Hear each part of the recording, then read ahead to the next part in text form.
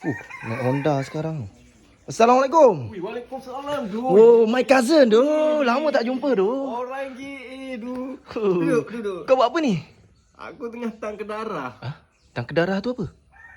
Makan. Oh, makan. Cakaplah makan. Tangke darah aku mana faham. Iya, makan. Tengah Apa makan. tu kau ni? Aduh. Bila balik? Bila balik? 3 hari lepas. Kau hutang kau ni ke? Kau hutang kau LPT lah? Hutang LPT? Tak. Kau lalu LPT ke? Tak. Kat Gua Musang je. Oh, kau. Lalu Gua Musang. Sedap ni daging ni. Dia leik. Lek itu apa?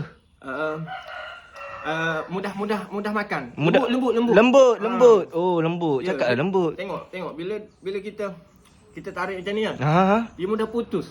Putus pos. Ha? Pon? Putus. Dia mudah. Aduh.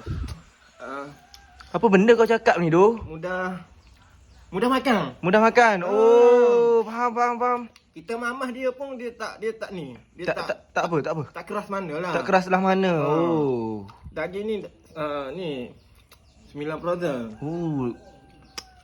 Macam pernah nampak dekat KL. Ya, rata reti dah. Darat Banyak dah dia punya ni. Oh. Dia banyak dah dia punya HQ kat KL apa semua. Oh, faham. So, kalau kau nak beli royak je kat aku ada Royak tu apa? cakap. Cakap. Cakap. Oh, Kau cakap je kat aku kalau kau nak. Oh, bertambur dekat rumah aku tu. Apa bung? Payung peher buruk. Banyak tengok dalam timah aku.